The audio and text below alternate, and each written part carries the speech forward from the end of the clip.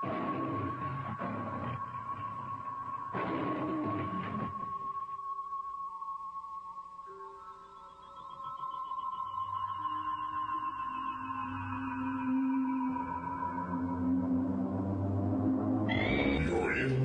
Paracast, the gold standard of paranormal radio. And now here's Gene Steinberg.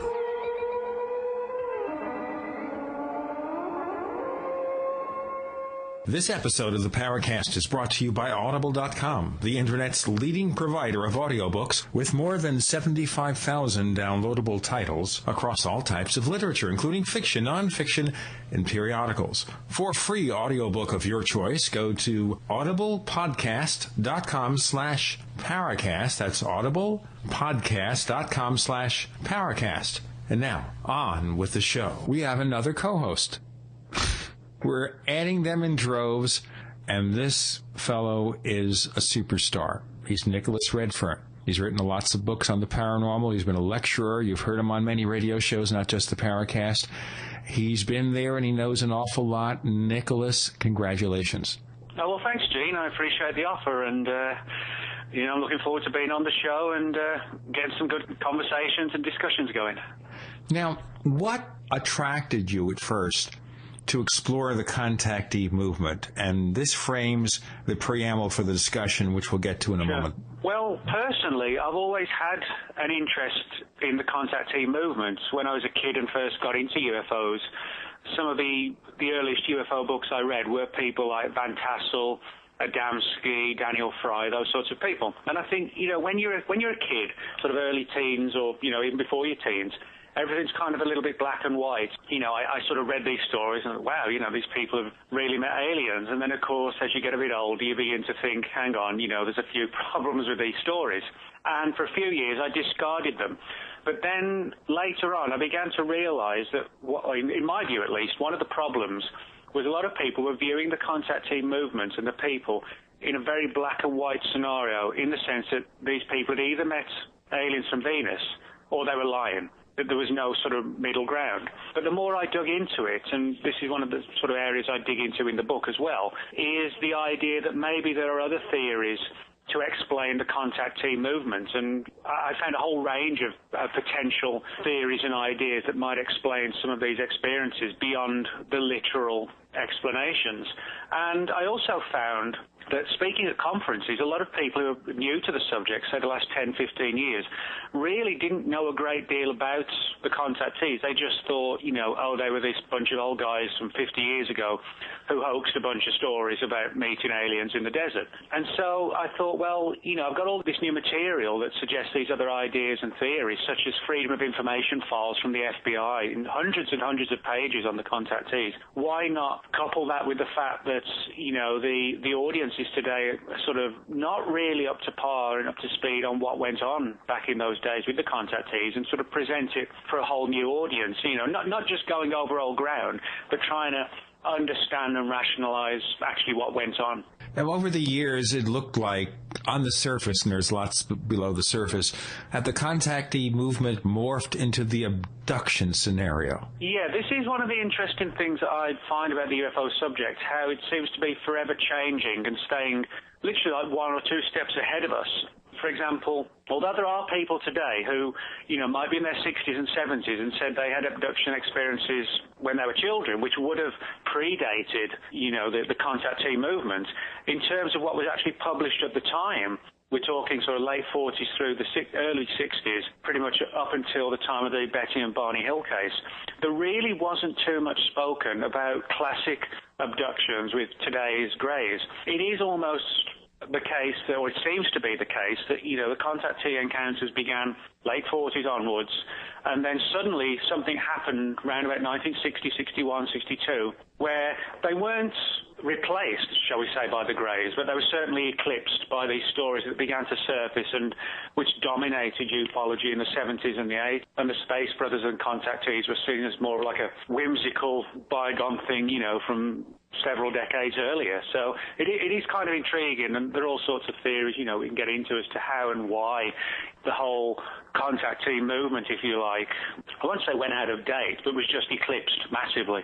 Well, looking at the abduction scenario, I think one key difference between the old contactees is that George Adamski or Truman Bethram, any one of these people, they'd meet someone physically. Remember, I met this person. Yeah. He's from Mars. He's from Venus, whatever. But the abduction scenario is kind of muddy because sometimes they do remember things. Sometimes there's missing time. And sometimes they have to recall this under hypnosis. And as you know, there's a big groundswirl of controversy over the use of hypnosis for investigating abductions. You're aware, of course, of the case involving Emma Woods, a woman from New Zealand who was subjected to telephone-based hypnosis by Dr. David Jacobs, who lives in the Philadelphia area. Now, the question, of course, that we've been debating on the Paracast forums in a recent roundtable on the show is whether hypnotic regression has any value in determining what really happened to anyone. What's your feeling about this? My view is that one of the important things to remember with hypnotic regression is that the mind is rendered into, to a degree, an altered state. When anybody's mind is put into an altered state, whether it's through hypnosis, drugs, whatever, you're not in your regular state of mind, obviously. Now, in saying that, I don't want people to think that I'm a skeptic of the idea that abductions are occurring. I think in some form there is a genuine alien abduction phenomenon. Now, whether it actually involves literal flesh and blood physical aliens, kidnapping people for their DNA, eggs, sperm, etc., in the conventional scenario that we all know and understand, or, could it be like a modern-day incarnation of something like incubi and succubi encounters, which I think, there are a lot of interesting parallels there. In other words, the important thing to remember is that when you're dealing with hypnosis, it may well bring out memories, but on the other hand, if those memories are being brought out and discussed when the witness themselves is in an altered state of mind in the first place, it's kind of along the lines of, well, how accurate is the information? Now, again, I wouldn't want people to think that I believe these people are lying. I don't. But, it is incredibly difficult to rationalize how you can take testimony at literal face value when the person is relating it under hypnosis, not, sitting opposite us in a totally open and normal frame of mind. I think that's one of the important things, regardless of how accurate hypnosis may or may not be. The fact is that the person is in an altered state. Well, then that raises the bigger question here. Should we even be using hypnosis? Yeah. To unearth information about abductions, because the person's in an altered state, they're suggestible, they could receive, even if they're unconscious, clues from the hypnotist to orient their stories to what the hypnotist expects. How do we know? Well, these are all good, valid points. I'll give you a classic example. I sat in on 3 abduction interviews. This is probably going back, about 2002, 2003. And this actually was in a hypnotic situation. It was actually here in Dallas, Texas, where I live. And a person who I won't name was doing some research and actually had done a training course in hypnosis. They had 3 women in the room who claimed abduction experiences. I think it was the second woman, the interviewer, the hypnotist, if you like, put the woman under. And the first question was, can you tell me what the aliens look like? Words to that effect. Now, by bringing up the very notion that this was an alien encounter and involved aliens, that is massively leading the witness. Now, I don't say that the person doing the interview did it deliberately. I don't think he did. But this is one of the things that people who aren't trained properly in hypnosis tragically forget and massively forget is the issue of leading the witness. What color were their eyes? Or who's to say they had eyes? Well, the thing is, you would say, I guess, Nick, that what did you see? What did it look like to you? Yeah. It was you'd ask questions that were very basic and let them fill in the details. As soon as you fill in the details, they're just going to go with a story. Well, that's the unfortunate thing, is that so many people, I think they're good-intentioned, but they get very excited about, wow, here's a great new abduction story. Let's see what the person has to say. And more importantly, if they've been deeply involved in, dozens of previous abduction stories, to them, it's just another abduction case to add to the list. And so I think there is this unconscious tendency, subconscious tendency, if you like, to unconsciously fill in the gaps for the for the interviewee. I mean, I've seen this happen several times. You know, for example, in this same particular interview, I can remember another question related to how the woman was taken from her bedroom to where the abduction occurred. And the interviewer said, how were you taken to the craft or to the UFO? Well, again, that instills in the mind of the person being hypnotized that they were taken on board a UFO or a craft. You know, the person should have asked the question, can you describe to me the nature of where the experience occurred, and leave out all references to UFOs and craft. But so many don't do that, and they don't see a problem in it either, unfortunately. It's something we're going to explore more in a few moments, especially also the history of the original contactees, and we'll be joined by someone who knew many of the contactees. He actually met them and talked to them and has some interesting memories to present.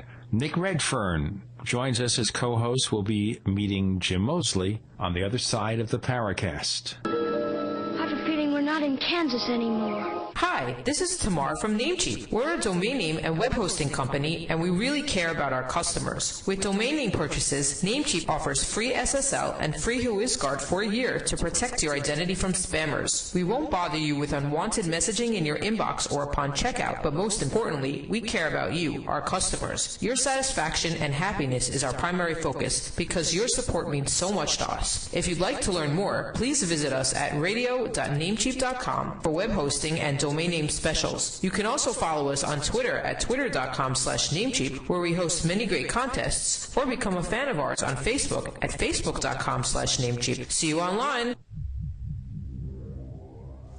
We want to hear from you. If you have a comment or question about the Paracast, send it to news@theparacast.com. That's news@theparacast.com. And don't forget to visit our forums where you can talk to fellow listeners. Just go to theparacast.com and click on the forum links. That's the forum links at theparacast.com.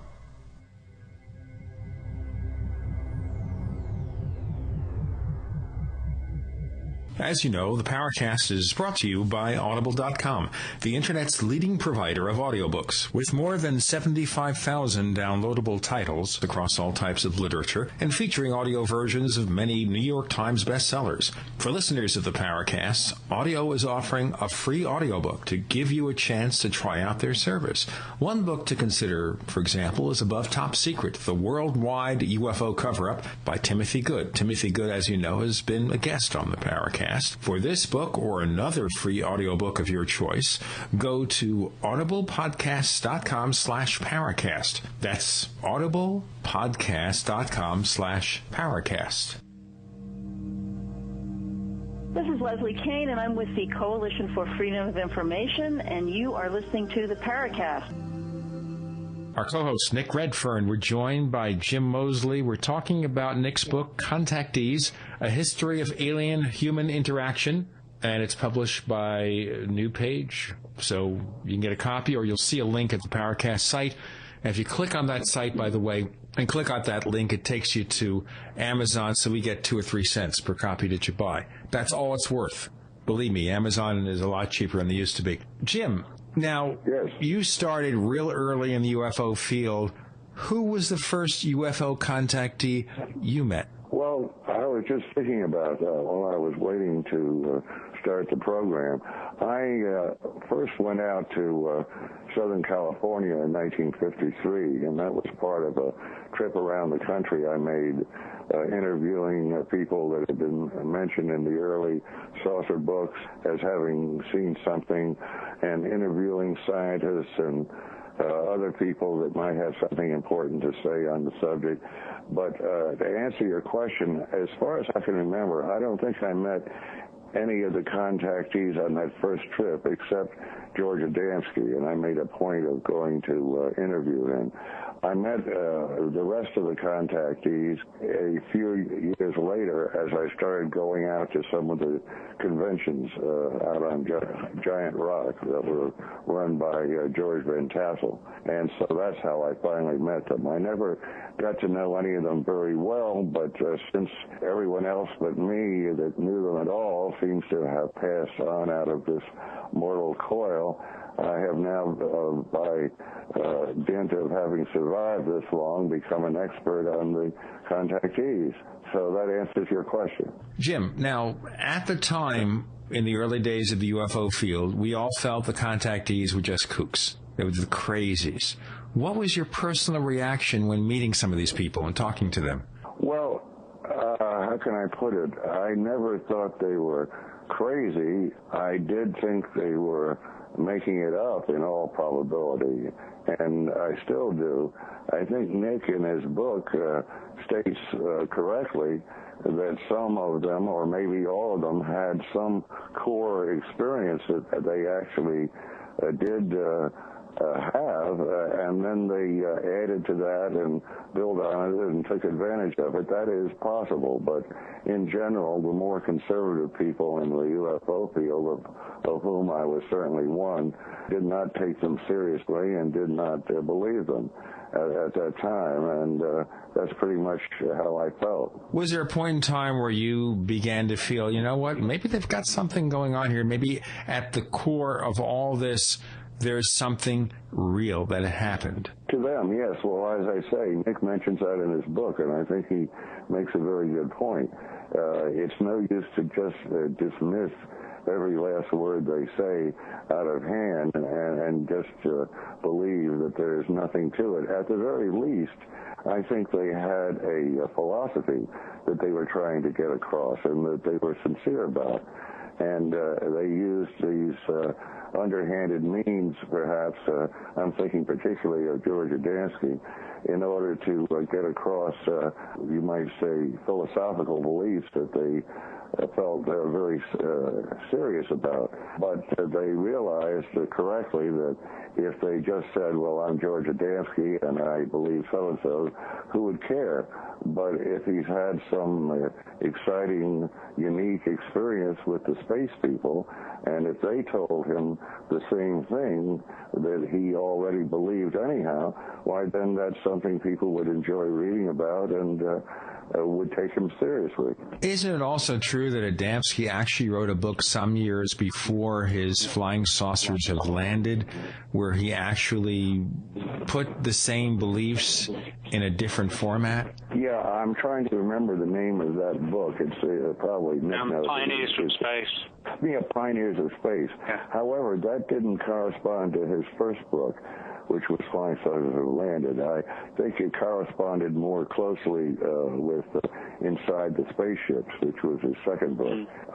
There's no doubt that Adamski recycled things, but as to the question of whether he was telling the truth or not, I had one bit of evidence that I don't have anymore, actually, after all these years, but in writing to a friend of his named Gerald Baker, who was a close co-worker of Adamski's in the early days, and I actually got a photocopy of this letter from Baker, who I got to know fairly well in later years, and it says there, the one thing I remember very clearly, and the most important thing that it says there is, sometimes you have to use the back door to get the truth across. And that was the exact words that I saw Adamski had written to this friend of his.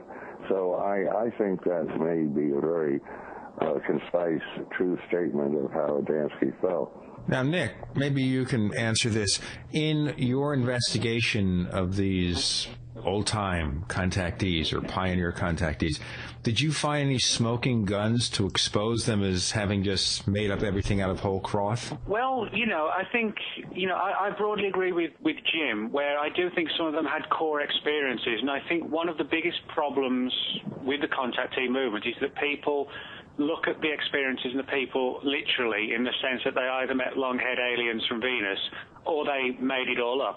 I think the truth is actually more subtle. So, in terms of, like Jim said, that they had philosophies that they actually believed, and so in some respects they felt doing what was necessary to promote those philosophies was okay, if it sort of, quote, spread the cosmic word. Now, in that respect, sort of to answer your question, I think, yes, there are a number of smoking guns that do present some of the contactees in a bad light. But does that mean that something didn't happen to them, or does it mean that they expanded upon something for their own motivations, which they perceived as being worthwhile? Now, I'll give you an example. Jim talked about Adamski, quote, using the back door to get a message across.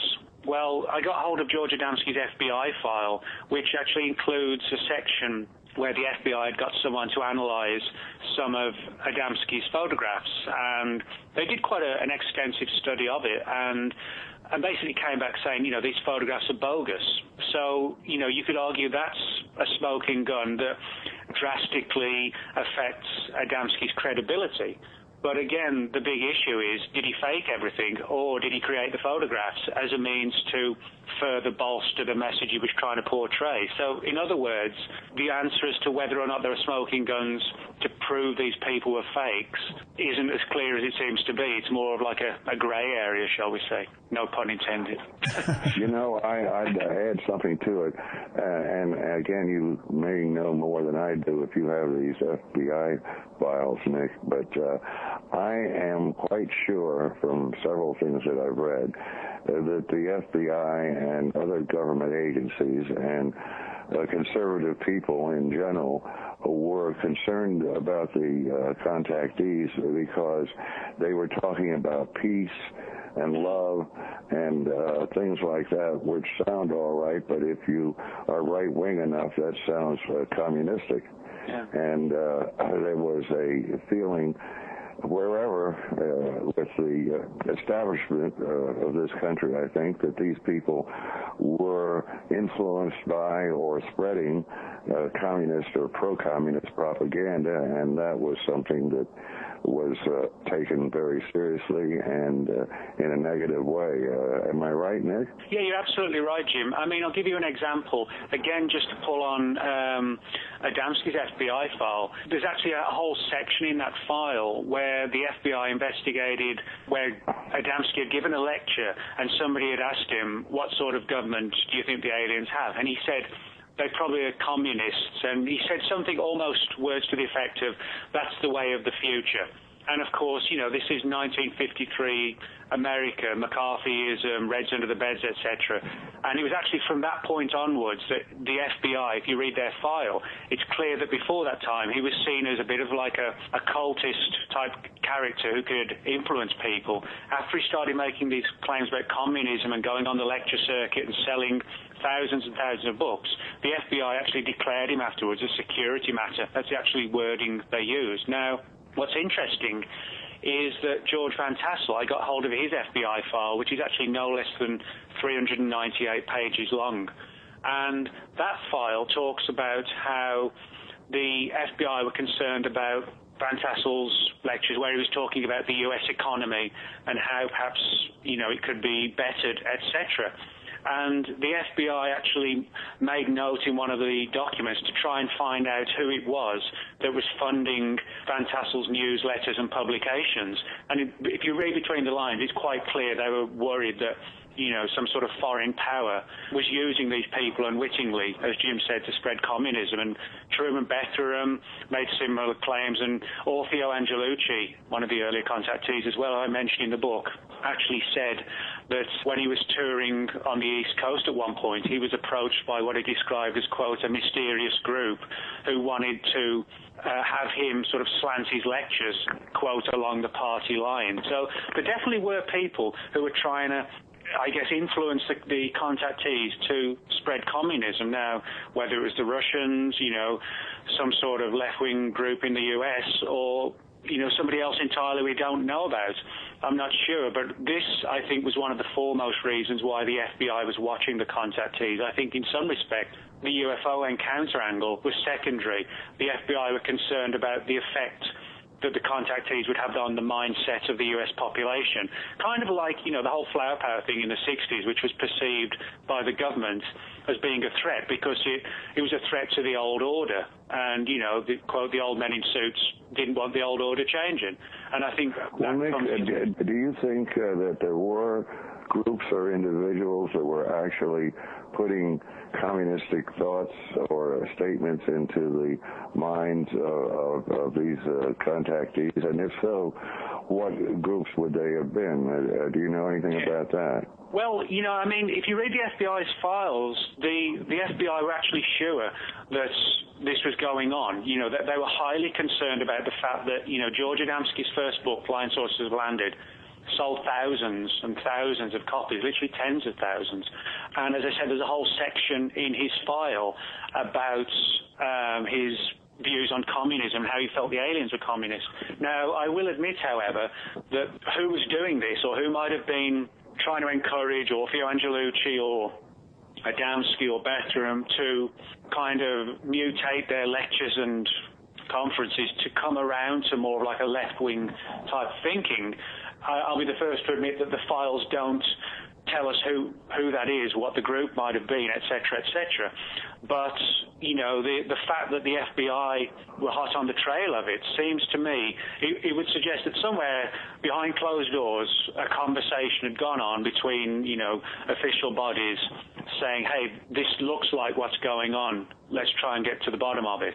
Now, Angelucci himself called these people a mysterious group. It wasn't like he was talking about the American Communist Party or something like that. It seems almost, like infiltrators. That's, I speculate in the book, could it have been the Russians, sort of deep cover agents? I mean, that kind of gets into more X-Files territory until you realize it was an area the FBI was following. So.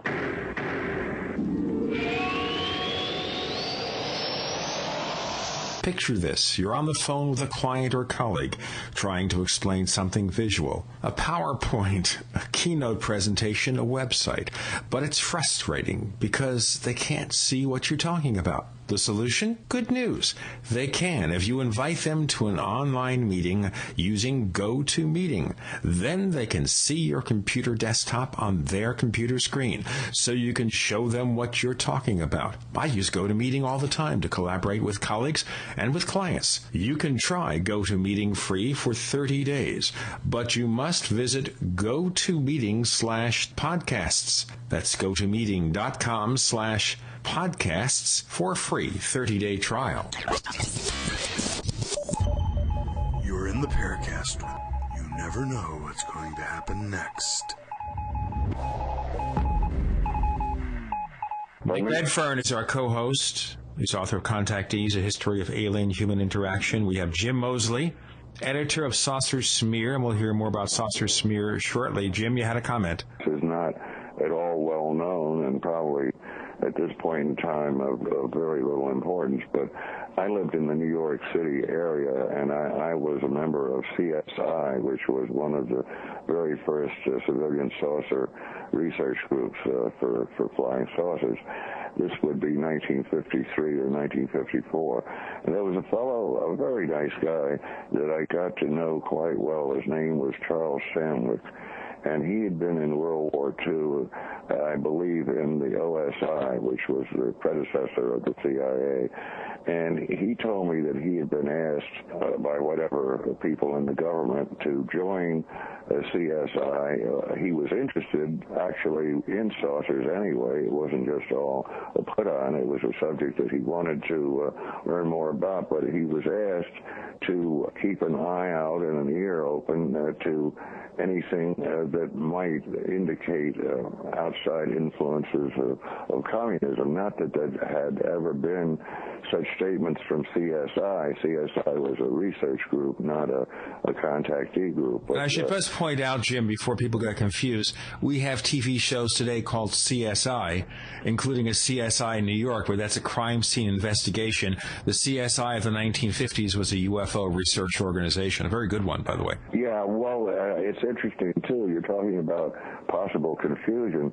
There was CSI of New York, and at just about the same time, there was a CSI, probably with the initial standing for the same words, and that was in Southern California, composed of some engineers, and I don't remember the details, but there were two groups with apparently a identical name and at the same time. You know, Jim, when you talk about government intervention in possibly these contacts. Of course, we were talking about Russian intervention.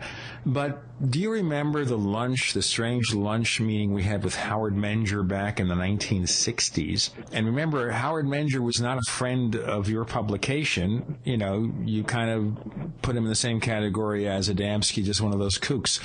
But then we had this crazy lunch. Do you recall this? No, we'll go on. This is where Menger is saying that perhaps, and we have this lunch place we get together across from your offices in New York City, kind of a diner kind of place. I remember the place you're talking about. Right, yeah. And then we met Menger there at one time, and he was telling us that he thought he was part of a government experiment, our government. Oh, absolutely, yes. I don't mean to cut you off, but... everybody does it, believe me, it's not a problem. But following up from there, when Long John Neville finally got his television show, which was sometime, I suppose, in the late 50s, and he only had it for one season because apparently it didn't go over very well. But he had Howard Menger on the TV show because Howard had been on the radio show many, many times, and he was probably, let's say, a favorite son or a sacred cow of Long John's.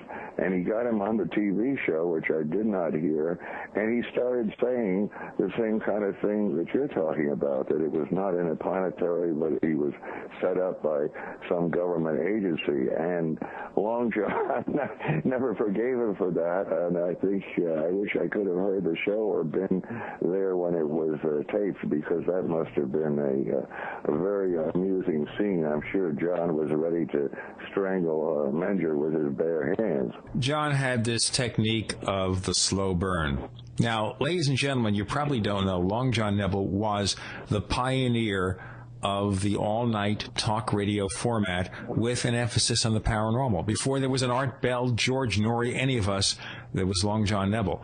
And I actually saw the TV show in question.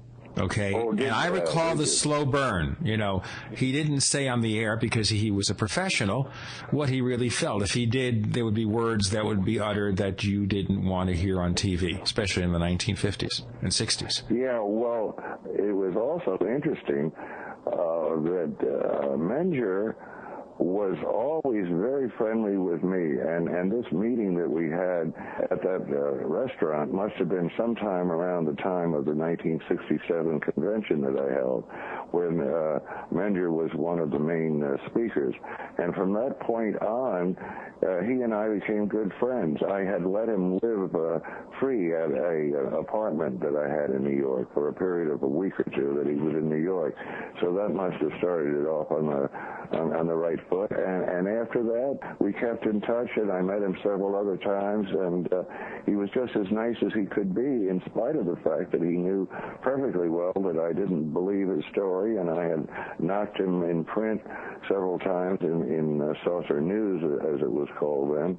And I always wondered, was he a very tolerant fellow to that degree, or what was it? But we remained in touch for the rest of his life, and I'm no longer in touch with his widow, but that was a long time ago, and a very unusual friendship. What was your take about what he was saying? Was that some kind of spin control, knowing that you didn't believe in what he said, so he might as well give you a version that would be more in line with what you wanted to hear? Well, no. I mean, if he said the same thing on Long John's television show that you say he said to me at that restaurant, I guess it was a new angle that he had to present to everybody, not just to me.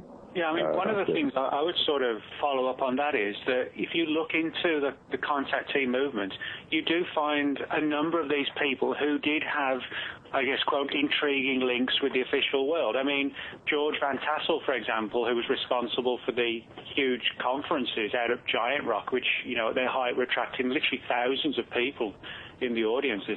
George Van Tassel used to work for Hughes Aircraft under Howard Hughes, and Howard Hughes was somebody obviously who worked and moved in very high circles, and there's actually been books written about his links to the CIA.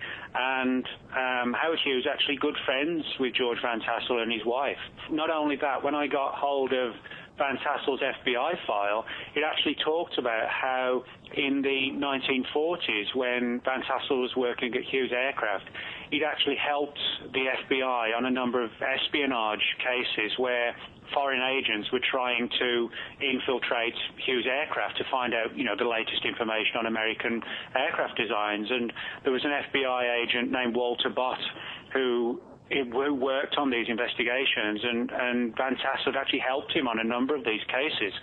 So in other words, even before their UFO experiences, they were moving in official circles. And I know that when I was doing research for the Contactees book, I found that Leonard Stringfield, an early researcher who in later life focused on crashed UFO stories, he'd met some of the contactees in the 50s and said there was talk about some of these people being plants and things like that. And there was also this long-standing rumor, I'm sure you know about, where George Adamski was supposed to have some sort of diplomatic passport. Now, whether or not that was Adamski, trying to massage his own ego or not, I don't know. But, from what we know from other contactees, they did move in these sort of interesting official... Well, I think that George Adamski, didn't he claim that he had a meeting with the Pope, and he had some means of trying to prove that? He had some medallion or whatever that he claimed the Pope had given him, but then it turned out that you could buy this medallion anywhere in the Vatican area, and that it didn't prove that he met the Pope at all. Do you remember that? Yeah, I think, this is all, part of the spin that a lot of the contactees put on their stories. And but I think, again, a lot of people don't realize the deep level to which it kind of goes. It goes beyond hoaxing. It almost goes to the point of doing what needs to be done to get what they saw as a viable message across. And I think that's been missed or misinterpreted, at least. The one thing I always worried about here, guys, is whether or not some of these contactees were government plants. In other words, trying to either prepare us or just to test the waters and see how would people react if the aliens came to visit us. And this all came in the wake of the movie The Day the Earth Stood Still. Michael Rennie plays this character, Kletu, who comes to Earth to warn us about our nuclear folly. We're destroying the planet. If you don't straighten out, we'll destroy you. So the same message was being conveyed. Was the government doing some sort of test? Who wants to take that? Actually, Gene, I don't think that could be right. I mean, I didn't know any of the contactees all that well, but they didn't seem to be in league with any government plan to put out a certain kind of propaganda or anything like that. Nick? Yeah, I would kind of agree with that. I think, that I think the contactees, some of them were being used by extremist groups, like left-wing groups, ultra-left-wing groups, or were for a while at least. And I think there's no doubt that some of them did have links with the official world, like Van Tassel. Now, whether or not they were being used, I think if they were being used as part of some message, I think it's probably unwittingly. I think if you look at some of them, they weren't the most reliable of people to where they might spill the beans, so to speak, because it would be an even greater story, if they were... Yeah, I think that's a very good point. I don't think any official agency would trust these people to follow instructions and not blow. But now, whether or not they may have been unwittingly used, I think that's a possibility that I talk about in the book, was the case of Orfeo Angelucci. Now, Angelucci had these, again, classic contactee experiences where, he said his life was pretty much transformed overnight from this sickly, sort of timid person with not much self-esteem to somebody writing books and going on the lecture circuit. But in one of his books, he talks about meeting a guy who he claimed was named Adam, who met in a restaurant and wanted to talk about Angelucci's UFO experiences. And Adam was kind of a mysterious character who supposedly met aliens as well. But in this restaurant scenario, Adam asks Angelucci to take this pill, take a small pill with a glass of water, which he does, which probably isn't the best thing to do. A stranger gives you a pill and says, take this, but nevertheless, that's what Angelucci claimed he did. And what happened was that for 30 minutes or so, absolutely nothing happened. But after that, Angelucci started reporting how the room seemed to change in the diner where they were sitting, and that he said that the colours in the room seemed to take on new meaning, and he saw like a little dancing figure on the table. And if you read it, it sounds like he'd been dosed with LSD. And I he would also think so, yeah. about how on the table right next to where they were sat, there were two guys in military uniforms watching them very closely. And if you bear in mind the time frame, this is when people like the CIA were doing their early MK-Ultra LSD research. And I actually think if you read that in retrospect now, it comes across like somebody dosing up Angelucci with LSD and pumping him for information on his UFO experiences, or trying to encourage more UFO experiences, and to where Angelucci would have even more to talk about. So I think if the government was involved, and I think in this case there's a possibility, these people were being used unwittingly, not as witting players. You know, I met Orfeo Angelucci at least 2 or 3 times, probably out at Giant Rock. There was a fellow who is long gone and forgotten now, but he was not a contactee, but he was a friend of some of them, and his name was Max Miller. Do you know that name? Yeah, he was like a young guy who put on UFO conferences, wasn't he? Yeah, that's right. He put on the first indoor UFO conference in either 1952 or 53, at which time he was only about 13 years old. It's amazing. And he had some kind of congenital heart disease and died young. But in the 50s and I guess up into the early 60s, he was quite active. He was quite friendly with Orfeo Angelucci. Just making a long story short, from reading the first book by Orfeo, I thought he would be in real life a very etheric, sort of nervous guy, very far out, perhaps, and gentle and so on. And when I met him, he was of Italian extraction and looked it and acted it, and he was quite genial and, in that sense, very normal, and he was a big drinker. And we went out a couple of times, and he got drunk and told all kinds of interesting things, which is another long story. But he was totally different in person than one would have thought from reading his book.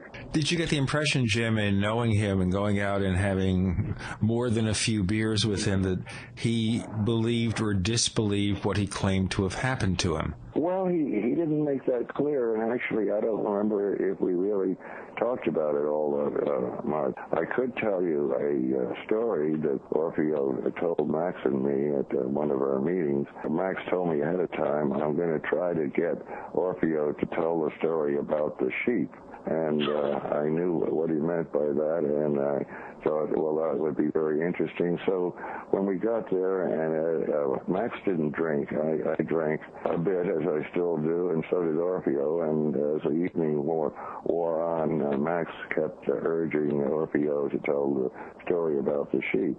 And the story about the sheep was quite interesting. When Orfeo had lived, I guess, back east before he moved out to California. This must have been quite an unusually rough group, but he and some friends would get drunk of an evening and go down to the sheep pen and have their way with the sheep. But that's not the punchline. As he told us, he said, well, you know, I always made sure that I got a female sheep, and some of those guys would screw anything. So it would seem, yes, that must have been quite a lively group. But that is something that I wouldn't make up on the poor man. He's long dead, I believe, but that is what he finally told us. That's the story of the sheep.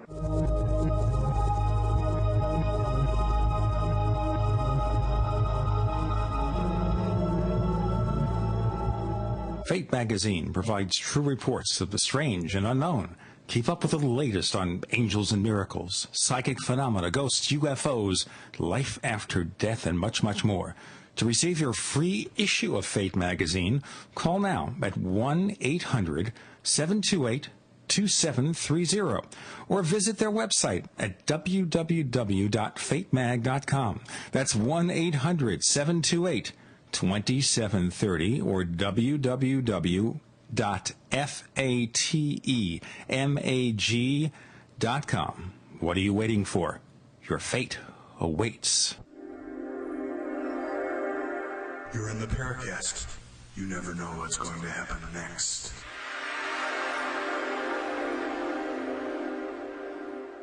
This is the story of the Paracast. We have Jim Moseley, editor of Saucer Smear, our co-host Nick Redfern, author of Contactees, A History of Alien-Human Interaction. Or maybe not alien-human, maybe just human-to-human interaction. You know, maybe we don't know. You know, Jim, over the years, you sponsored lectures in the New York area, and a couple of times you featured Dr. Frank Stranges, who recently departed this world, and he had his own encounter with this alleged alien person. What was your feeling about him? Do you think he was up to something, a scam, or making it up? What?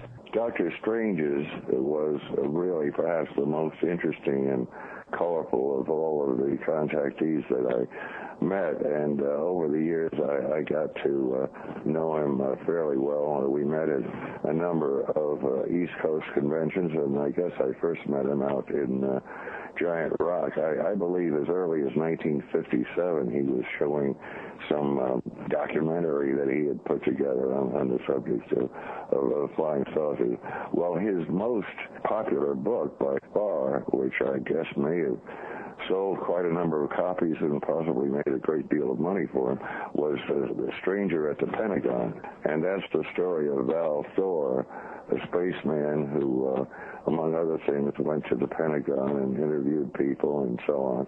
Actually, I never read the book, so I can't really tell you a great deal about it. But Val Thor, the whole thing sounded so ridiculously science fiction-ish because Val Thor, Val is, of course, short for valiant, and Thor is, what is it, the Norse god of war or something? I don't know if it's Norse or German or what, but Thor is a very powerful god figure of some sort in pagan mythology. So would you really expect a space person from a distant planet to come here and call himself Val Thor? I mean, just starting from that point, I didn't really believe the story. But Stranges was a very complex and very interesting guy. He had a lot of things going for him. For one thing, he had some kind of a pseudo degree whereby he was a immigration expert. People don't know that about him. And for quite a large fee, he would help immigrants get their papers together so that they could stay in the United States. This is many years ago, I suppose, not the immigration crisis that we have right now, but that's just one of the other hats that he wore. He was in a fraternal order of police, some kind of an interstate thing. He was quite a character. Saucers were not his only thing, but as a core point, he was supposedly a biblical scholar. That's where he came from, and I think he was also an expert, supposedly, on the Dead Sea Scrolls. I think he wrote at least one book about that. So he was a man of many hues, very interesting. In his last years, he became extremely friendly with me. He was trying to raise money to make a movie out of Stranger at the Pentagon, and I know that he never succeeded in doing that, but he was still working on that project at the time of his death, which was, 2 or 3 years ago, I would say. And he liked Smear, although Smear never endorsed him, and he sent us quite a large donation every year. It was interesting.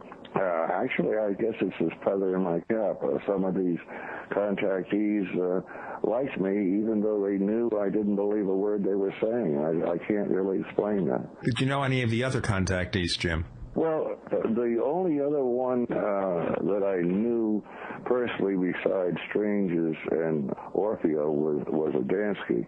When Adamski was in his classic period, he was living in a place called Palomar Gardens, and there's been a lot of dispute about this. People say it was a hamburger joint and he was working there. Well, it wasn't exactly a hamburger joint, and he wasn't working there. I think he was just freeloading because he was a friend of the owner.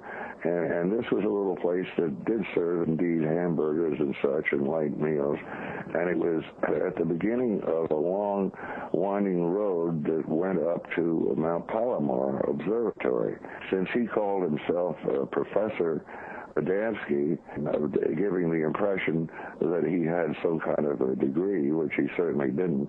The real scientists at Mount Palomar were very upset about this because people would confuse the situation and think that Adamski had some connection with the observatory, which he certainly did not. And I spent a whole afternoon interviewing Adamski at Palomar Gardens, and either that day or the next, I went up to the top of the mountain and interviewed the people at the observatory. And as I say, there was not much love lost between these two groups. It was rather amusing. Nick Redfern, the various contactees, did any of them have a meaningful job prior to becoming famous for their alleged contacts? Well, certainly Van Tassel did. I mean, he had a very good job out at Hughes Aircraft. You know, that's a fact.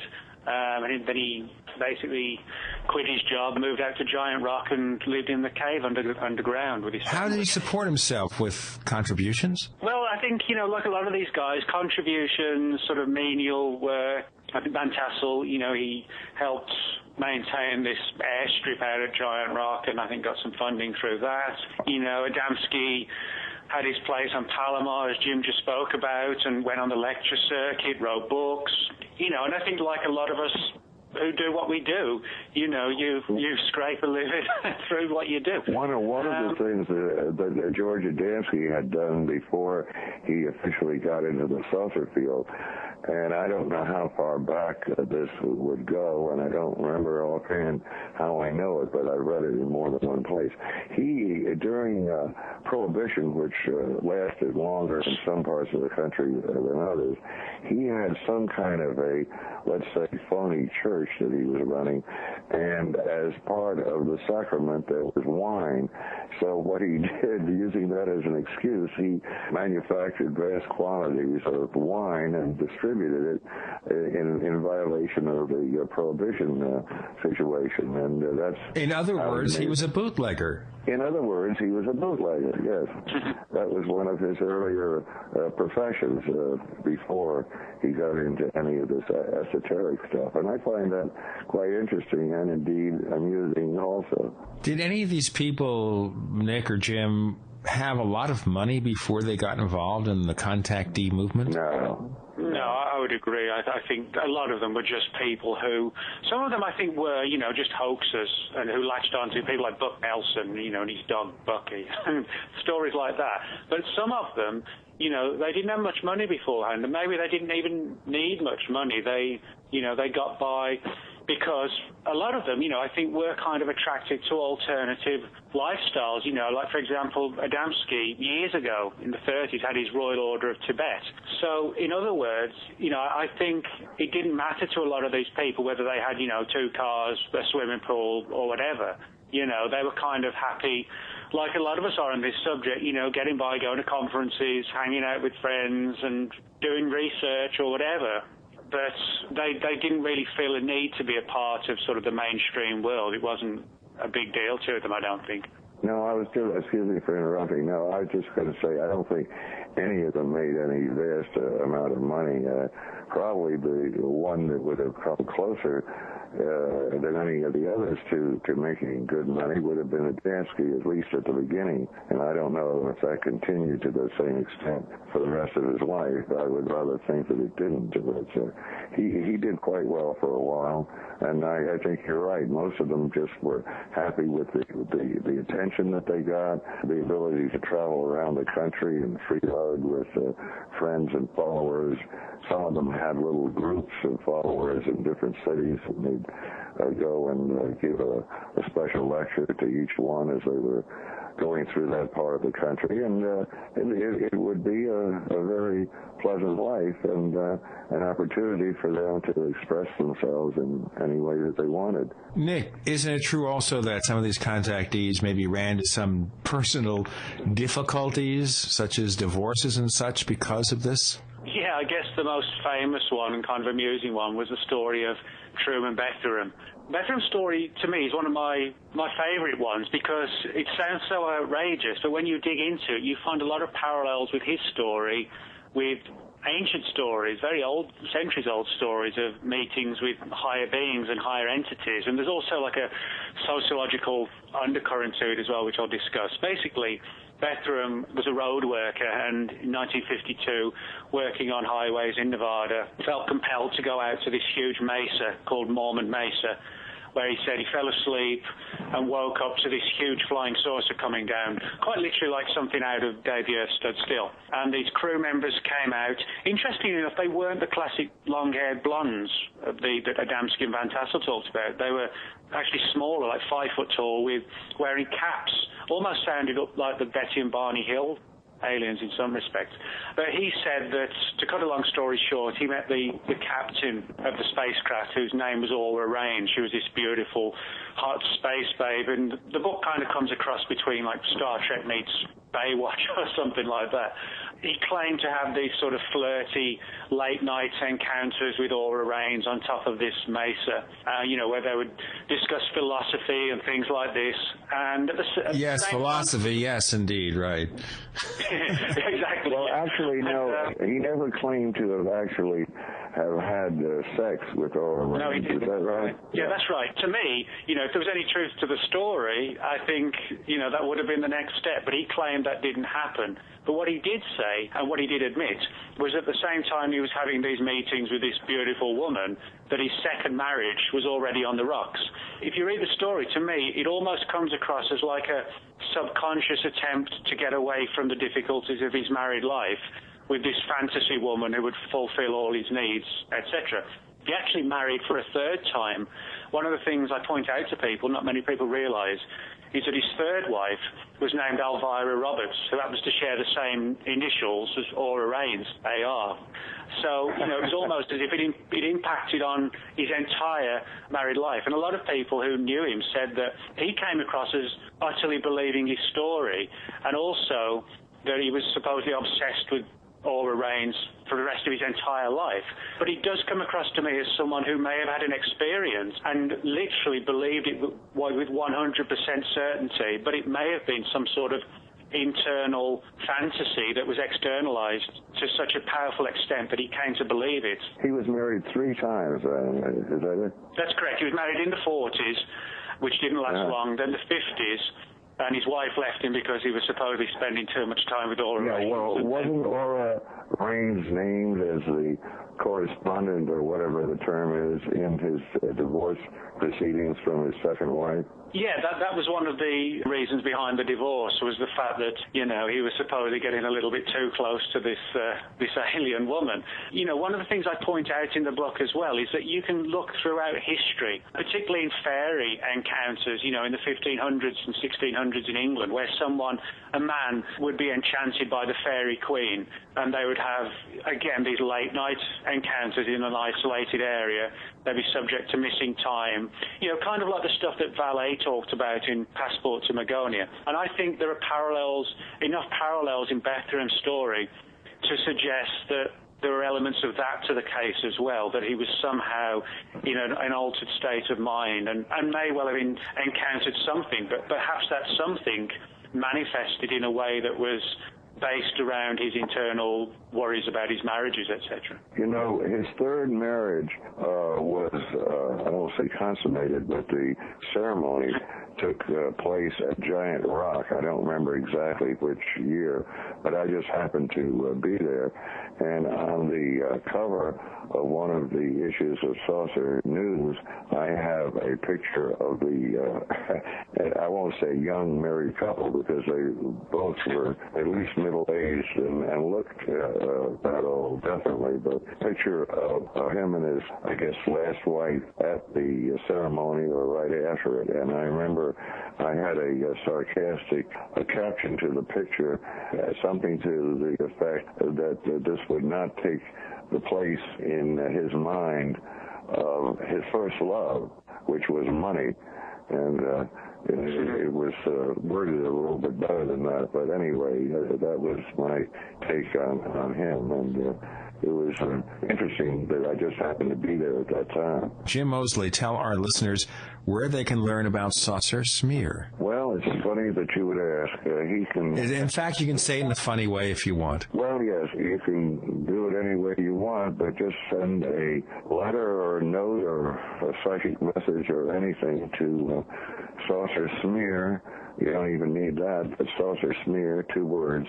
P.O. Box 1709, Key West, 2 words, Key West, Florida, 33041. And say you're interested in receiving the magazine, and we'll take care of it from there. We have Nick Redfern, author of Contactees, A History of Alien-Human Interaction, Jim Moseley, editor of Saucer Smear. More on the other side of the Paracast. We want to hear from you. If you have a comment or question about the Paracast, send it to news@theparacast.com. That's news@theparacast.com. And don't forget to visit our forums where you can talk to fellow listeners. Just go to theparacast.com and click on the forum links.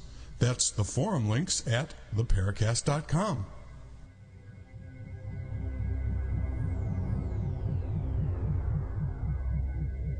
Welcome back to the Paracast with Gene Steinberg and David Viedig.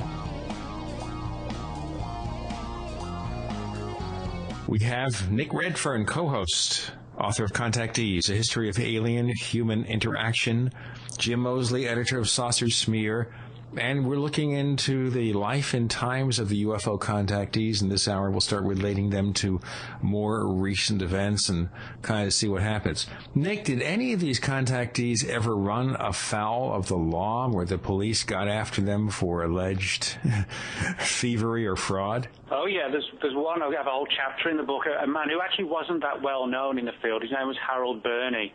He wrote a book called My Trip to Venus.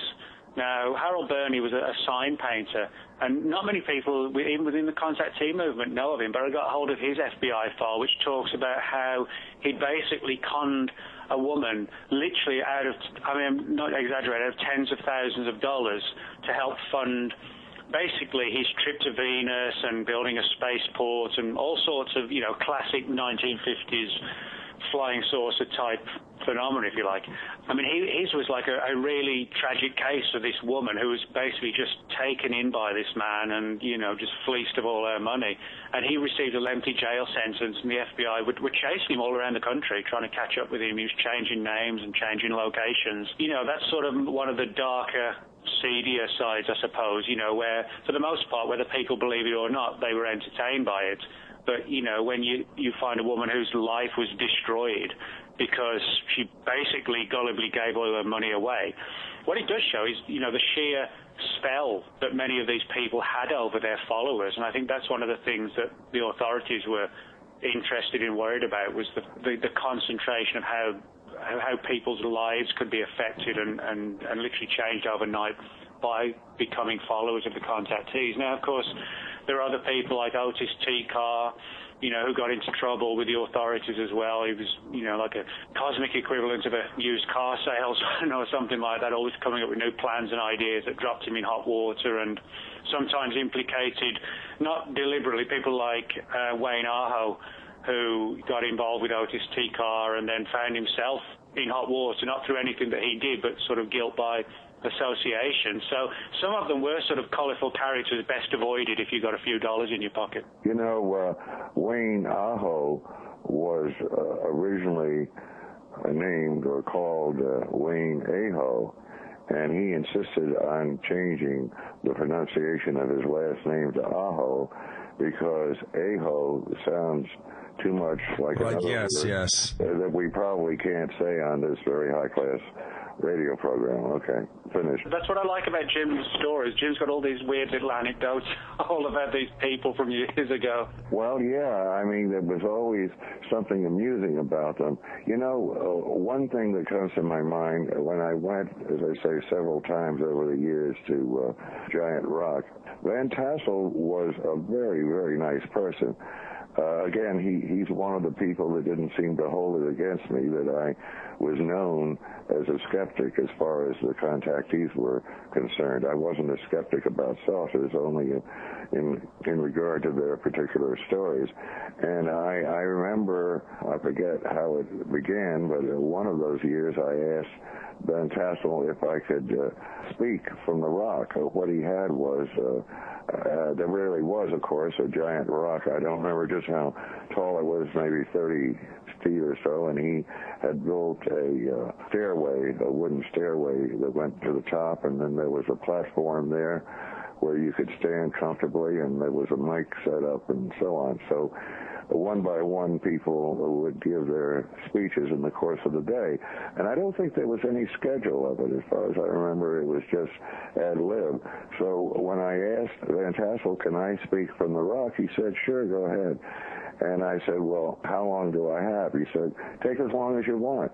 And I think he meant it. So I got up there and just said a few words to the crowd and so on. But I just thought it was very nice of him. I did that 2 or 3 different years. I don't think the crowd, the ones that knew me, were particularly happy to see me or hear from me. But Van Tassel, of course, was very nice about it. And just another thing, he had, most of those years, at least 1,000 or 2 people, sometimes more, that would come out to the desert and park their cars or their vans or campers or whatever in the vicinity. He didn't attempt to charge them anything for any of that. The only commercialism there was, his wife ran a little hamburger stand, and no one else did. It's not that she had the exclusive, nobody else tried to, so I guess he made a little money from that. But in his own way, he seemed like a very decent fellow. Now, about the Integratron, this thing, this big observatory-type tower or globular thing that he built in the desert. Nick, what was the outcome of that? What were they promising of it, and whatever happened to that device? Well, basically, it's still out. I've been out to the Integratron several times, and you're quite right, Gene. It looks like this, best way to describe it, it's kind of like a huge astronomical observatory. It's like a 2-story domed white building out in the desert near the town of Landers, which is a couple of hours drive outside of LA. And the idea was, according to Van Tassel, was that it was built on the instructions of the Space Brothers, and it would have the ability to, I guess, rejuvenate human body cells and the human body. So whether we would achieve immortality or an extended or a drastically extended lifespan, I guess, is open to question. But that was the notion of it. That was when it was finished. I guess it would contain technologies or some sort of power that would rejuvenate body cells, etc. Now again, whether or not that's true or that's open to interpretation as to whether or not Van Tassel believed it, or he was told something. Who knows?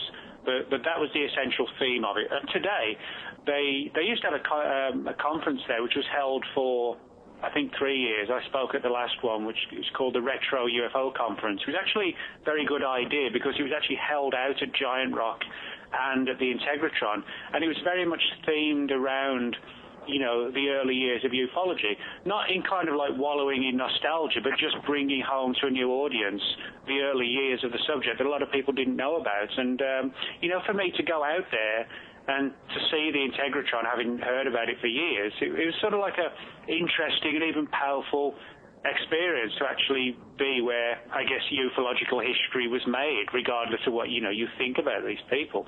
And it still stands to this day, and they have seminars, lectures, meditations, and all sorts of things there. So, in other words, it's still like a viable place. Why did they stop having the conventions there? I mean, I know I truthfully don't know, Jim.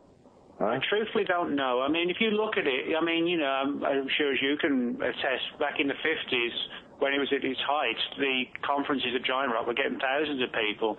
When I was there, I think there were maybe 60 people, and I'm sure, it costs quite a bit of money to fly people in and put an event on, and I guess, I don't know, 60 people touched it, in terms of making it viable or not. So.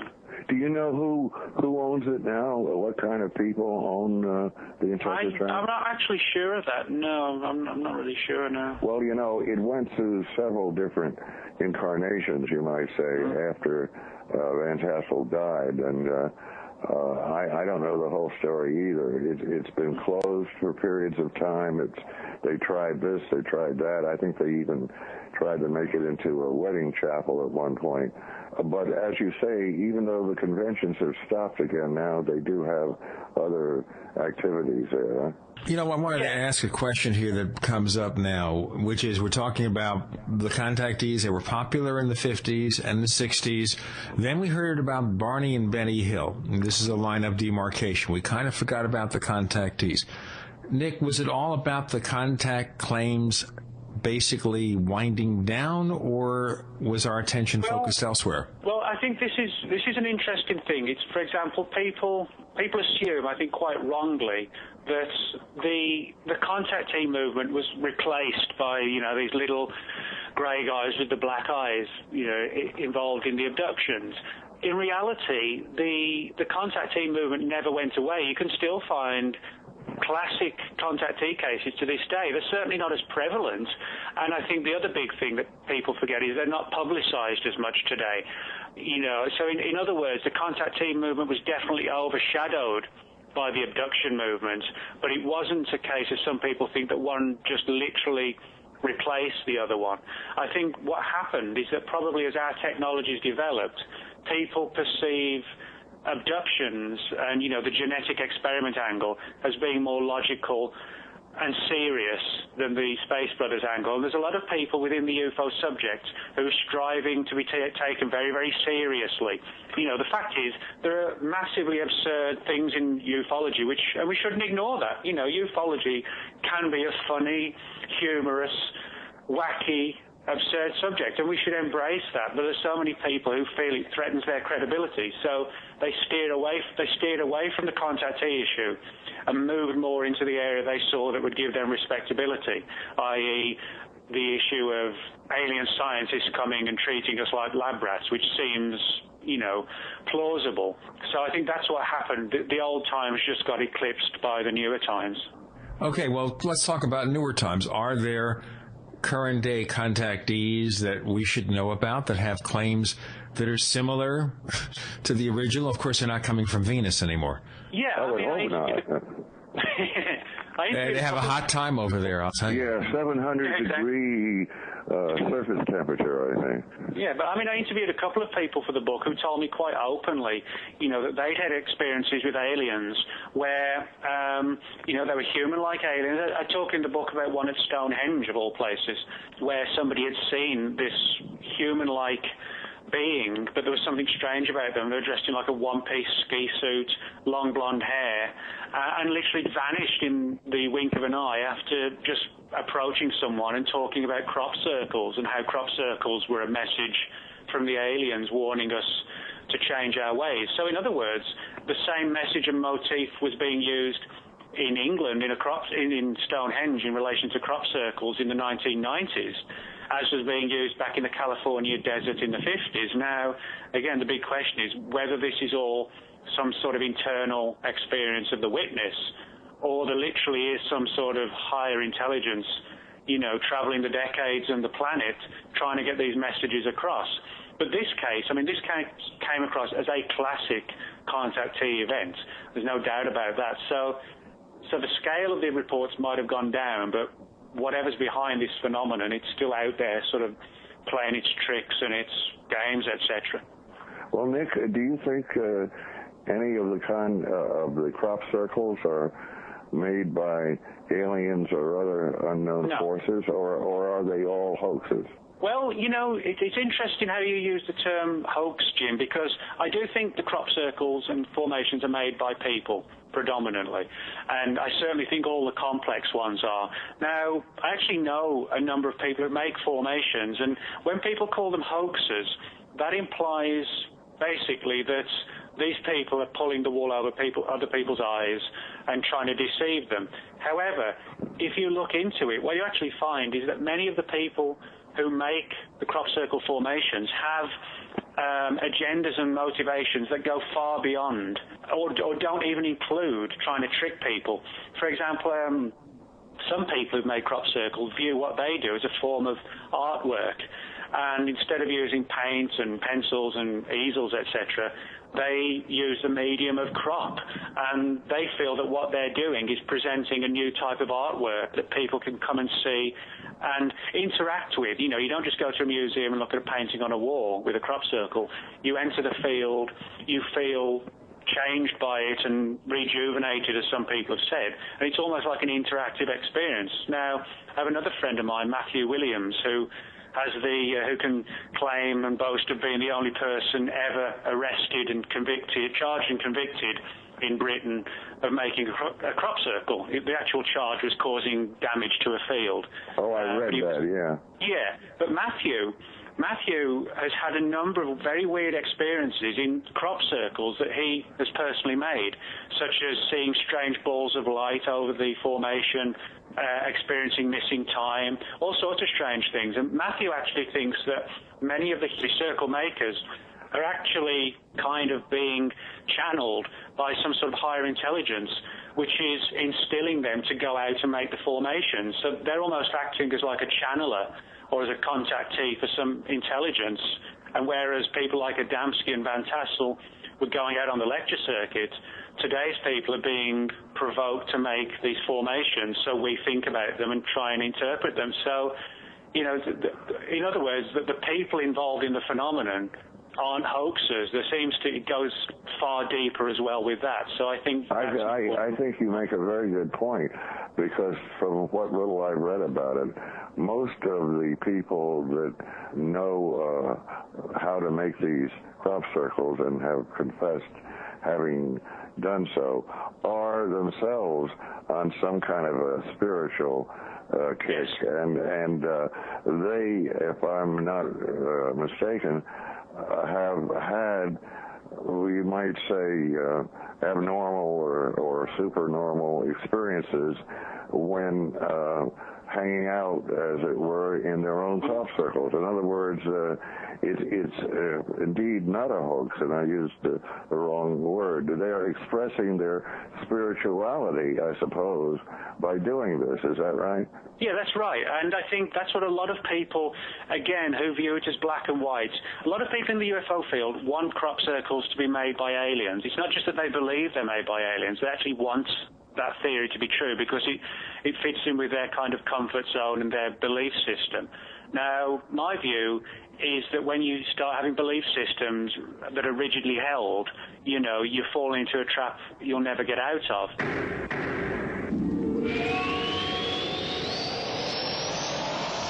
Hey neighbors, would you like to see the Paracast live long and prosper? Well, if you know of anyone who wants to advertise their products or services on the Paracast, have them contact us directly. Tell them to write to sales@theparacast.com. That's sales@theparacast.com. And we'll also accept your donations by PayPal. Send your PayPal donation to the same address, sales@theparacast.com. That's sales@theparacast.com. And thanks for listening.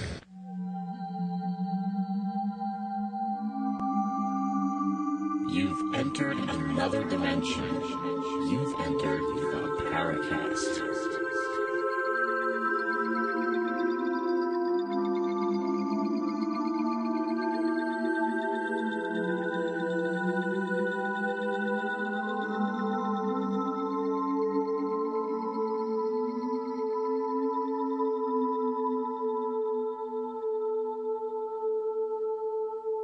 On the Paracast, we have Nick Redfern, author of Contactees, A History of Alien-Human Interaction, Jim Moseley, editor of Saucer Smear. You were saying, Nick, about this? Yeah, I think, you know, the people within the crop circle research community, they want crop circles to be made by aliens. You know, that is the primary focus of a lot of people's research. Now, when you have a belief system, about crop circles or any phenomenon, then you're already lost. You know, we need to have an open mind, not a rigidly set mind. And I think what a lot of people in the crop circle UFO research community haven't done is to get to know the people who make these formations. And as I have several good friends who do this, one of them Matthew Williams. And as Jim said, you know, a lot of these people, they're not necessarily religious, but they do have deeply held spiritual mind, body, spirit views. And they feel, some of them at least, that creating these formations kind of, you know, bridges a link between the physical world and the paranormal world, and that maybe they're acting as a vessel from something in another realm of existence to actually create these formations, like they're a channeler for something, and then they're the artist. And again, it's a controversial theory, but it doesn't take away as the possibility, as some people think, that crop circles have anomalous origins. What it means, though, is that if there is some force behind them, it's actually using the crop circle makers to achieve its aims, so to speak. It's not a question of either real or hoax. It's far more complex than that. That's all I wanted to say. Well, let's look back at the contactee claims, and we look at the fanciful claims. We look at the fact that people had messages of peace and brotherhood like Adamski. They wanted to present it in a way they felt would be acceptable. So instead of having it come out of this unknown guy named George Adamski, the blonde-haired Venusians from Venus bring it. But we alluded to this earlier. Is there any genuine paranormal aspect to any of it? Where may we find it, Nick? To the contactee movement, you mean? Yes. Well, you know, I think like all of ufology, what we're lacking is proof. You know, there is no proof. All we have to work with are theories, ideas, and witness testimony. You know, it's like, for example, with Roswell. People would love to say they've solved Roswell, but no, what they've actually done is collected a lot of interesting witness reports and testimony. The proof would be the craft or the bodies or whatever. And that's the same with the contactee movement. You know, there's no firm evidence that Truman Bethlehem ever met a physical hot space woman named Aura Raines. There's no physical evidence that George Adamski ever met aliens out in the California desert.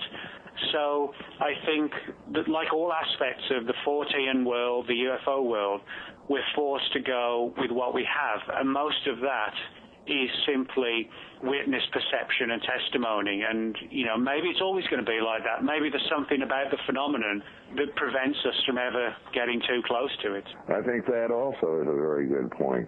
The proof is always lacking, and either that's an accident or it's a plan of some sort, that the alien entities, or whatever the hell they are, don't want us to be able to prove it. And I remember, I forget where this happened, it might have been years ago in Europe, but one of these creatures said to the man who saw his little craft land, this was not a contactee thing, it was just a man, perhaps a farmer, who saw a craft land, and the creature got out, and the creature said, "We want you to believe in us, but not too much."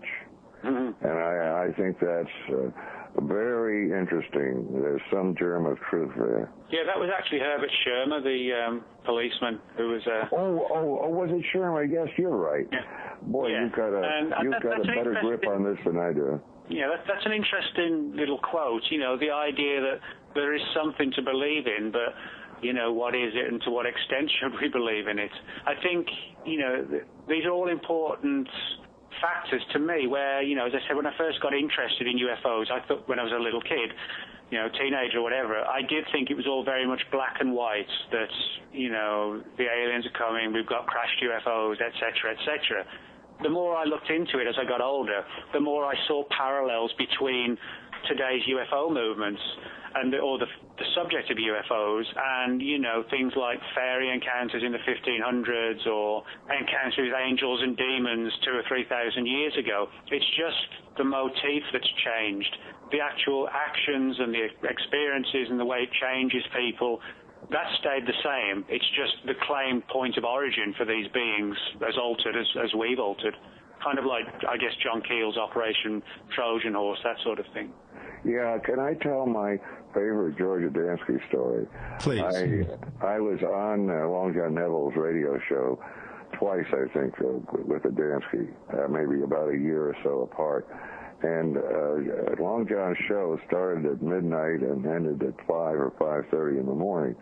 So you can imagine that not everybody that was listening stayed awake for the whole thing, and obviously your ratings would drop right off a cliff, so to speak, after perhaps 1 o'clock, and by 2 or 3, and not that many people are listening anymore.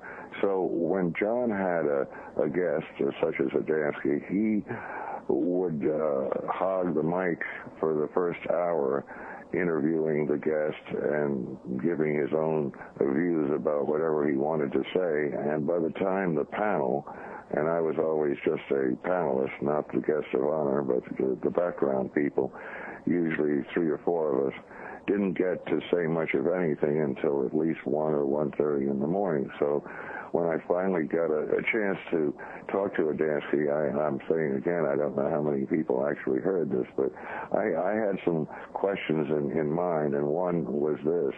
I remembered that Adamski had often said 2 and 2 are 5, which doesn't seem to make any sense, but what he supposedly meant was that there is a unit of energy that is needed in order to add 2 and 2. Again, that makes no sense either, but that's what he said. So when I had my chance on that radio show, I asked Adamski, tell me, George, how much is 2 and 2? And this is the answer that a handful of listeners must have heard.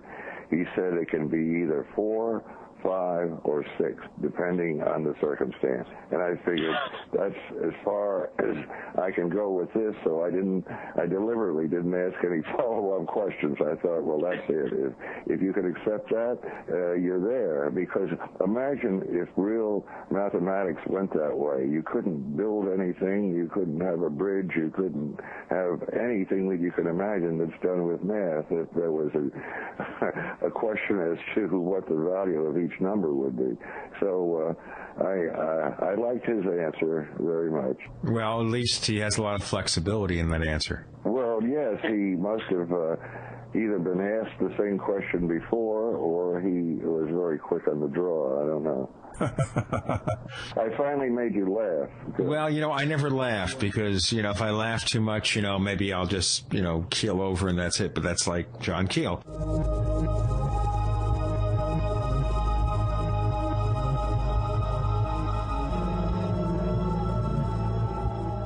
For 58 years, Fate has provided true reports of the strange and unknown. Fate brings you the latest in all aspects of the paranormal, like angels and miracles, psychic phenomena, ghosts, UFOs, and much, much more. To receive your complimentary Fate magazine, call now at 1-800-728-2730 or visit their website at www.fatemag.com.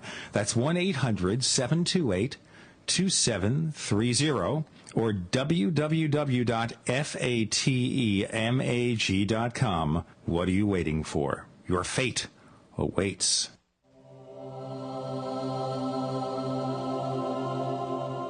This is the Paracast. You never know what's going to happen next. We have Nick Redfern, author of Contactees, A History of Alien-Human Interaction. Jim Moseley, editor of Saucer Smear. We're talking about the contactee movement from the early days of the UFO field to the present day.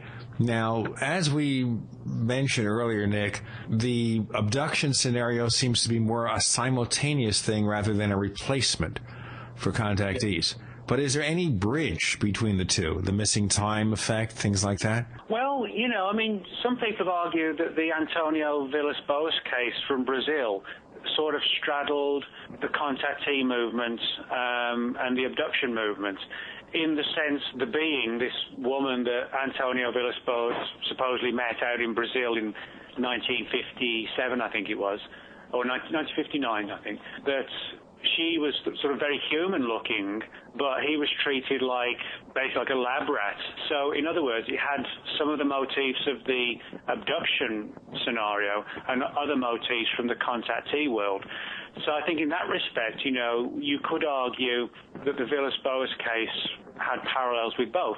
And if you look at also the Betty and Barney Hill case of 1961, if you go back and read their original accounts and The Interrupted Journey, the creatures that the Hills claimed to have met, they weren't the sort of 3-foot-tall, very spindly, insect-like greys of today's world. They were like 5-foot-tall. They had eyes with pupils. They were wearing like skull caps. And, you know, they look more human-like. And again, you know, could we argue that that was sort of like a cross between the two phenomena? I think, you know, there is an argument to be made for that as well. In terms of putting an entire picture on where this stands in UFO research, should we treat the traditional contactee with any seriousness at all? I mean, it's a fun story. We're enjoying it. We're having a good time. How do we take it seriously? Jim, do you want to try that one? Well, no, I don't take it all that seriously, and most of all, as we've been covering in the last few minutes, since none of these contactees have any proof whatsoever, and you could also say that goes with other UFO cases too. It all depends what you define proof as. But when you have stories that are really no more than hearsay in the sense of evidence, then it doesn't really matter how seriously you take them. I mean, they're just like folklore. There's just nothing there. Yeah, I would agree with that. I think the one thing I would say is that, you know, what I try to point out in the book is that I think there are some anomalies that lead us to believe that, or lead me to believe that it's not just as black and white as they were hoaxes or not. You know, the links with the FBI, the communist angle, LSD and mind control. I do think there's a lot more going on. But what for me leads me to sort of take the subject seriously in terms of its significance is the sheer overwhelming effect it had on people. I mean, to give you a classic example, you know, I speak at a lot of UFO conferences. Today's UFO conferences attract maybe 300 people at most, and that's a good-sized audience. The organizers are always complaining, you know, this year's got to be the last one because they're not making any money, people aren't coming along. Well, if you go back to the 50s, at a Giant Rock, you know, Van Tassel was getting audiences of 5,000 and 6,000. You know, no one in the UFO field can compete with what these people... There was a difference, though. Well, first of all, I think after the first year, he only got a couple of thousand. I heard that the first year he had 5,000 or 10,000, but I was not there. I don't know. But there was more to it than that, because you didn't even have to be interested in saucers to want to go to Giant Rock. I mean, it was a beautiful experience as far as nature and scenery is concerned, and you could go out there and do anything that you wanted. You didn't have to listen to the speakers, and most of all, there was no entrance fee, and I think that makes a whole lot of difference.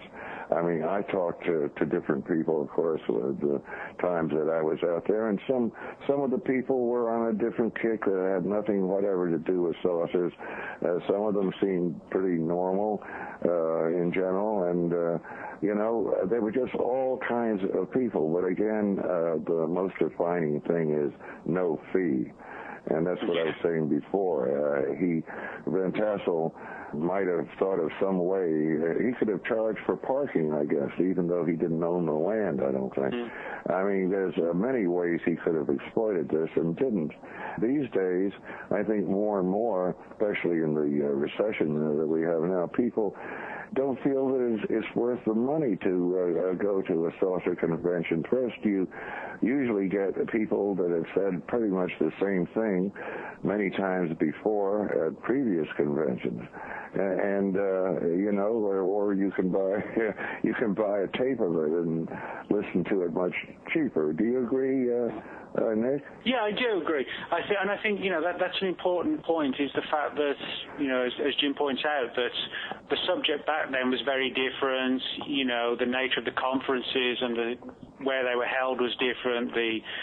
free entry and things like that. And I think today's ufology has become, unfortunately, more based around the commercialization of the subject, which isn't a bad thing in terms of, because it brings more attention to the subject to people and it gets the word out more.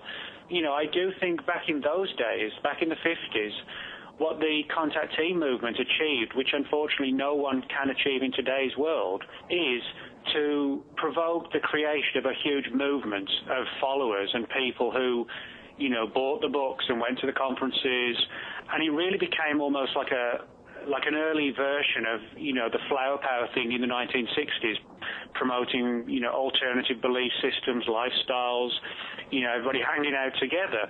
And I think ufology today is fighting and struggling to stay alive, and it's kind of lost its way because it doesn't know what to do.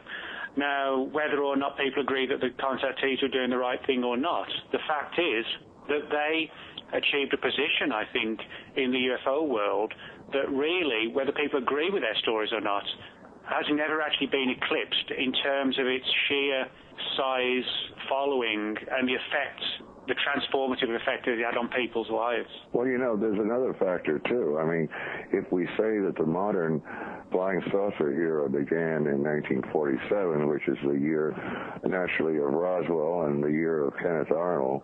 Years ago, we always thought of Arnold as the beginning, but now it's Roswell. They're only about 10 days apart, I think.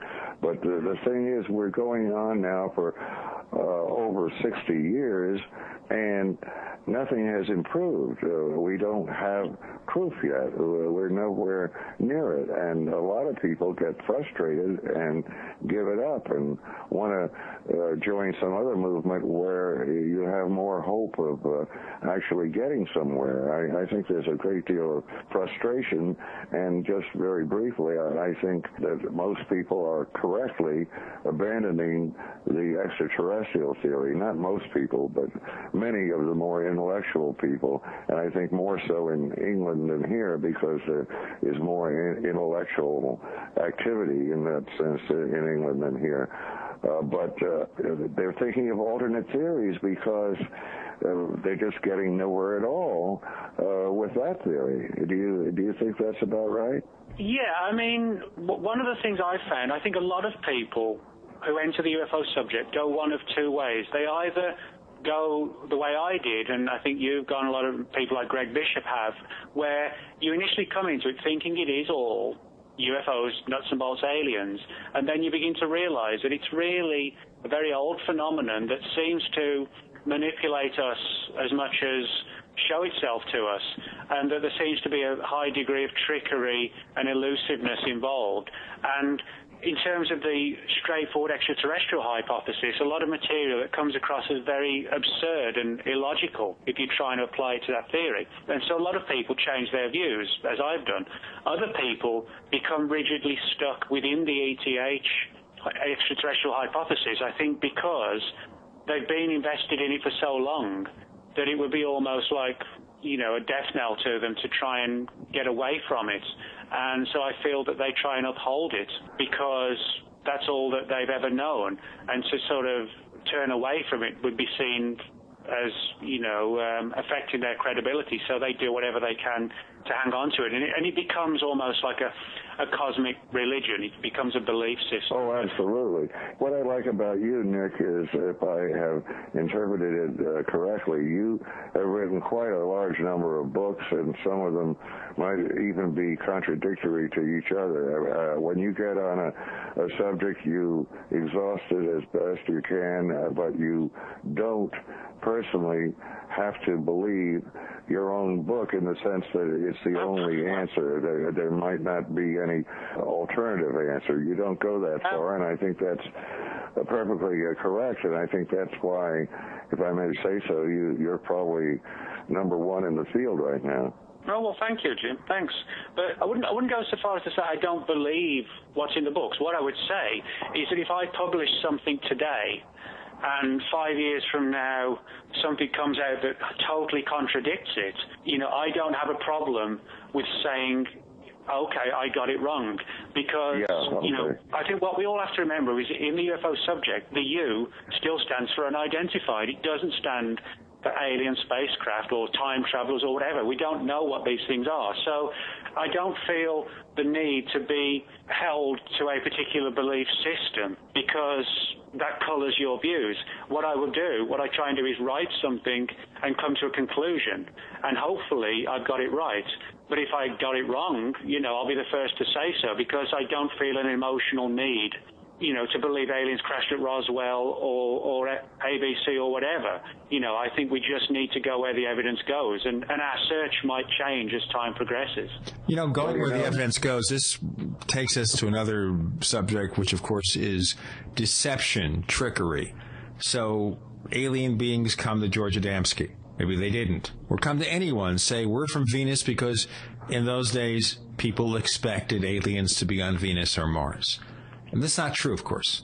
And they don't even look like blonde-haired humans, but they're being deceived. Now, that comes to the same conclusion that you might come with these abductions, that if aliens or any force out there, wherever they are performing these abductions or influencing people to believe they're abductions, you're not seeing what's really happening. You're being deceived, you're being fooled. What do you think about that? Nick? Well, yeah, I think, there's no doubt that if you look at the UFO subject, there are deep elements that seem to be like stage-managed trickery.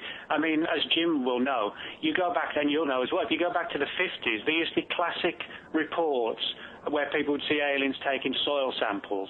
Now, it was almost, to me, it comes across like that these are being staged for people to see them. And I think it was being done to instill the idea that they were extraterrestrial scientists visiting the planet.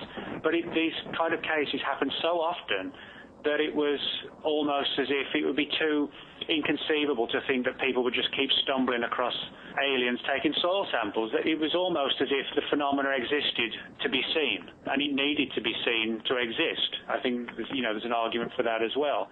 And the idea that the aliens are always keen to tell us they come from this place or they come from that place, it's almost as if they're trying too hard to convince us they're alien. And maybe they are, but to me, there seems to be a high degree, not just within the UFO subject, but a whole range of paranormal subjects where trickery is at the heart of what's going on, but people unfortunately take the events at face value. Well, there's another problem, too. Not only the contactees, but really all of the UFO sightings that have any detail to them. Each incident is different. Each time the craft is seen, it's different.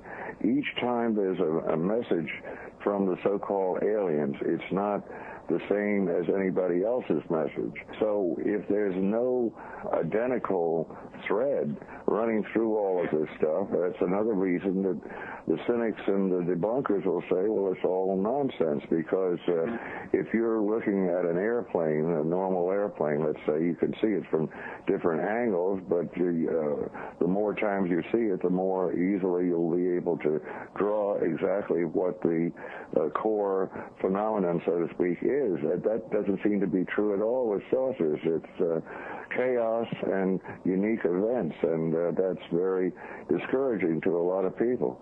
Well, one of the things that people might argue with, though, is that you're seeing something that you got no warning about. Suddenly it comes there, and if you put 10 people in a room and present some sudden, unexpected, peculiar event, and they do this in law school, I think, you would get 10 different opinions of what exactly they saw. Nick? Yeah, no, you're quite right. I mean, it's like people talk about car accidents. Everybody has their own opinion on what they saw. And, of course, if it's a stressful event, like a car accident can be, your mind's in a whirl, and you don't necessarily register everything that happened. And afterwards, your mind picks up on things that you forgot about or that were blank from your mind. And I think that's an important factor to remember in any sort of experience that really sort of challenges the mind of the person. But in saying that, Jim's quite right that, that a lot of these cases are so different. I mean, other than one or two photographs, you look at all the photographs of alleged UFOs, they're all different. A lot of them may be saucer-shaped or whatever, but there are subtle differences. It's almost as if every alien that's ever come to the planet has got his own custom design craft. Exactly. Well, maybe that's part of what it is. You see, the other worlds, what they can do is alter themselves in any way they want. I'm being silly here. I don't think so. No, Gene, you can alter yourself any way you want, but I don't think they can. Well, therefore, why did you alter yourself, Jim, the way you did? I don't know, but I'll just add one more thing to this. In science, obviously, you have an experiment or you have a phenomenon, and you can duplicate it under controlled conditions, and that's what the whole thing is about. Something happens, you duplicate it. Other scientists in other labs in other parts of the country or other parts of the world, when they read the write-up of the experiment, they can do the same thing themselves, and it'll come out the same way. With saucers, not only each event is unique in its details, but as you said, Gene, we don't know when and where these things are going to happen, and most of all, it cannot be duplicated. You can't just do it again the same way and gain anything by that because it's impossible. It's a unique event.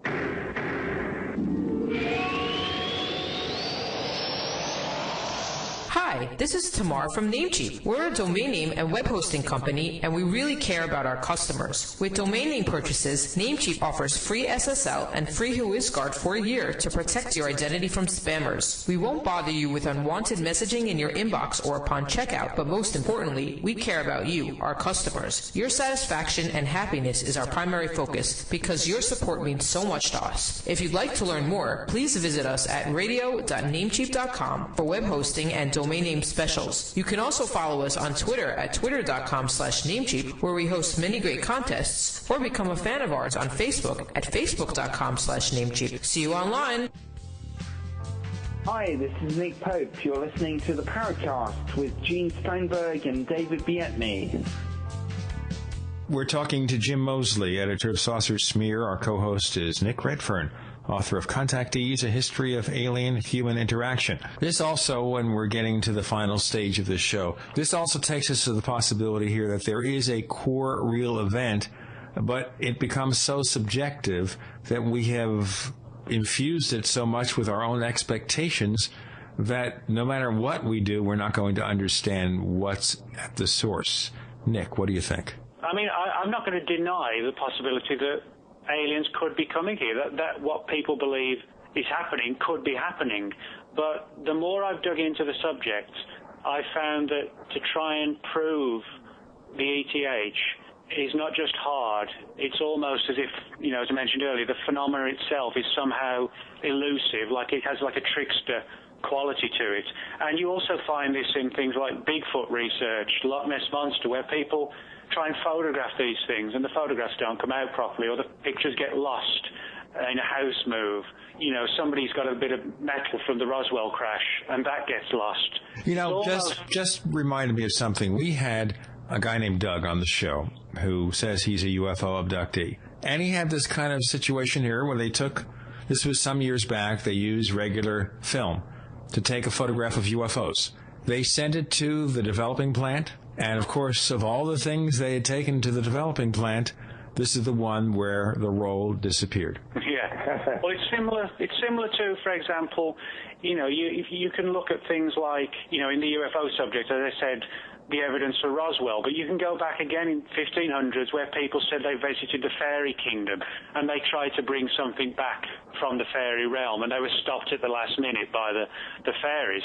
It's kind of similar to that whenever people deal with whatever these weird phenomena are, they're never able to get the hard physical evidence. And that's why I sometimes wonder if what we're seeing, that none of it's physical, that it's almost like a matrix hologram type thing that's perhaps designed to instill ideas and thoughts in us, and that manifests and changes its appearance to suit the people of the times and the cultural belief systems. You know, 2,000 years ago it appeared as angels and demons. 500 years ago. That makes me think of something that I had forgotten about.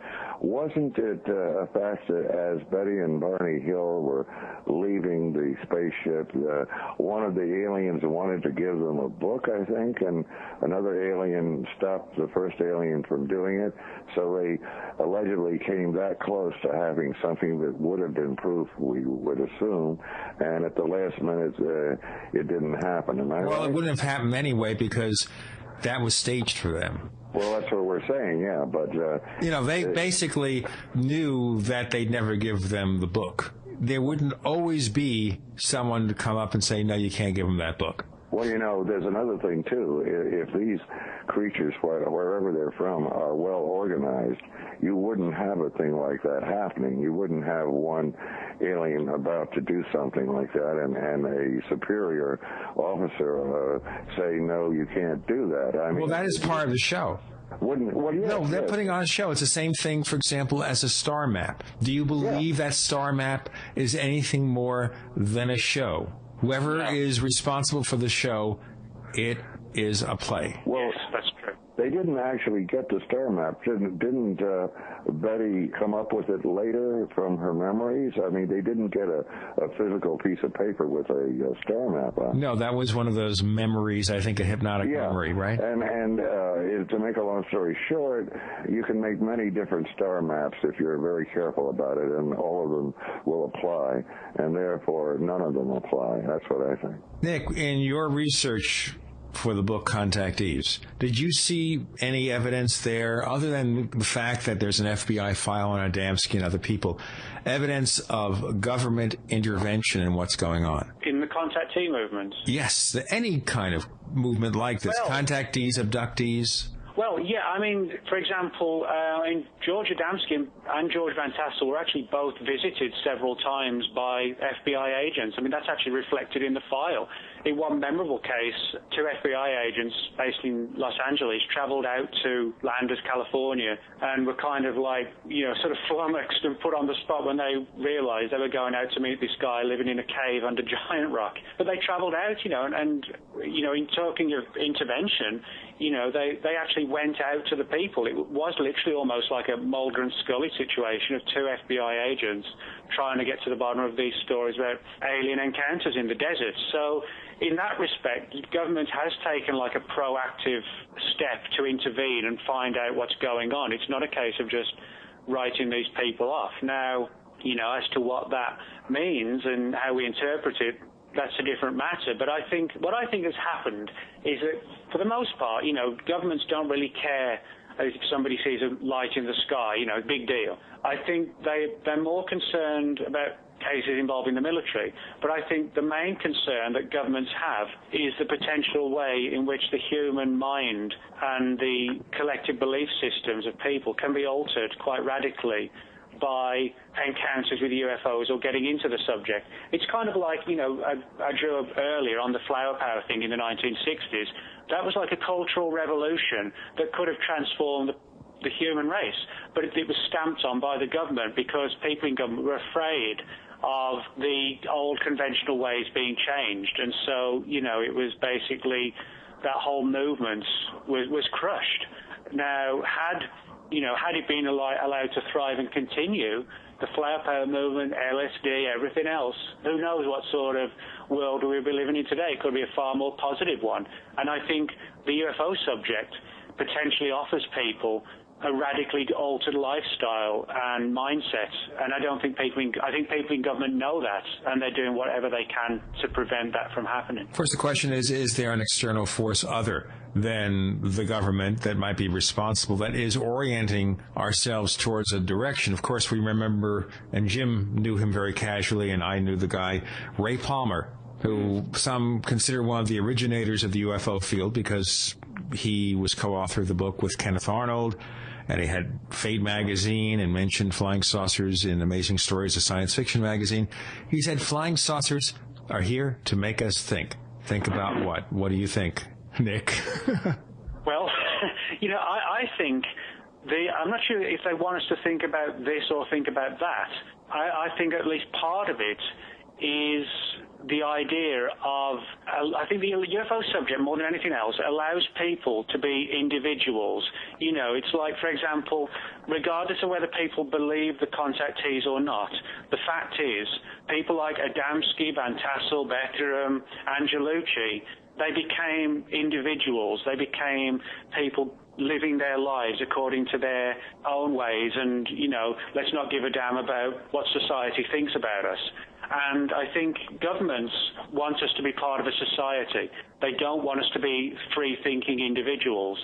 And I think the UFO subject, because of its transformative qualities and potentials, it allows us all to become free-thinking individuals following our own pathways. And a lot of us in the UFO subject do that.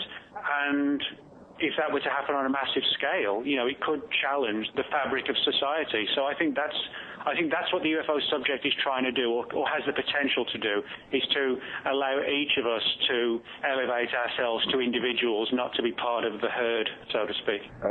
Nick, I wanted to ask you, how many pages did you say were in George Adamski's FBI file? George Adamski's, there's about 95. George Van Tassel's, I can tell the exact figure, it's 398. Van Tassel's is much bigger than Adamski's, huh? Yeah, one of the reasons why his is bigger is that I'm not sure how they got hold of them, but the FBI actually got hold of some of Van Tassel's newsletters, and some of the pages of the newsletters comprise parts of the file as well. Now, some of the contactee FBI files are smaller. I got Frank Strange's FBI file, which is actually only about 9 pages long. And one of the funny things is there's actually one of the pages is a letter from Richard Hall to the FBI, basically putting Frank Strange in a bad light, So it was almost like, some of these files contain letters of infighting, from people within the UFO community. Well, one of the reasons that Adamski was visited by the FBI, of course, was the fact that he received this letter from this mysterious person in the State Department called Raymond E. Strafe. And he was pleased with the letter because it seemed to endorse unofficially his views and his experiences, and so naturally Adamski wanted to make the most of it, and the FBI, as I understand it, came to him and said, this is a hoax, this is not a genuine letter from the State Department, and we want you to stop publicizing it because it's not a real letter. And after that happened, of course, Adamski was more adamant than ever that it was real. Whether he actually thought it was real, we don't know, but he got louder in talking about it after the visit from the FBI. And of course, we all know, to shortcut this, that the late Gray Barker and Jim Moseley were responsible for the Strafe letter. There are rumors to the effect that the Strafe letter was conceived and executed by Gray Barker and Jim Moseley. In a less than sober condition, I would add, right? I would expect.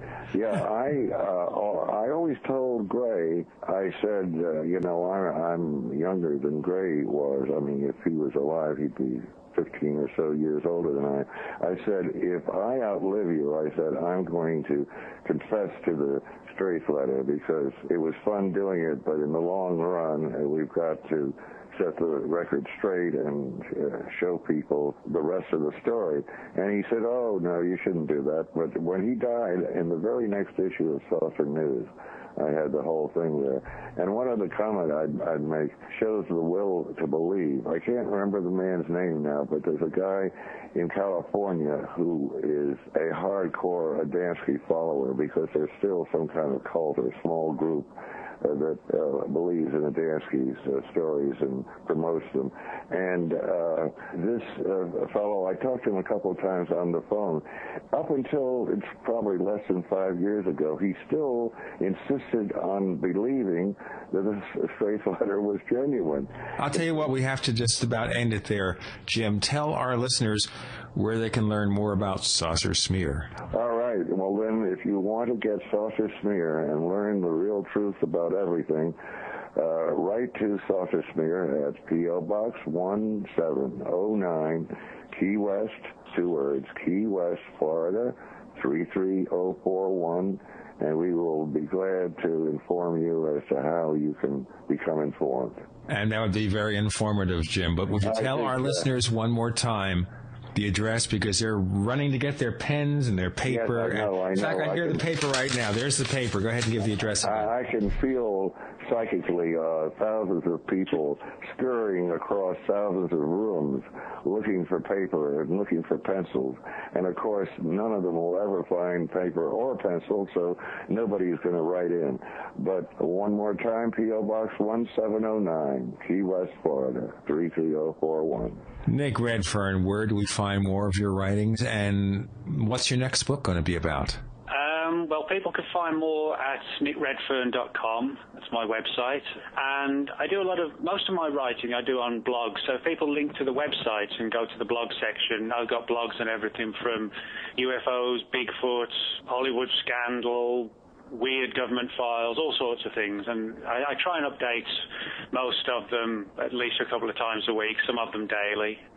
So that's what I do. Nick, I've got to say, I just read yesterday your contribution to Tim Beckley's book, Mind Control Sex Slaves and the CIA.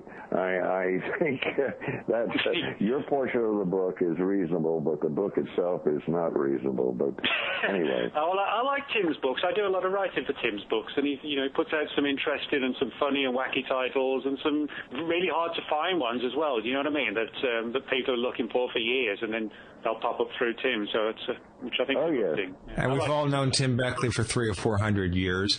I've known Jim Moseley most of my life, which is a good thing. And we're happy Jim is still here to regale us with stories of the past, present, and future.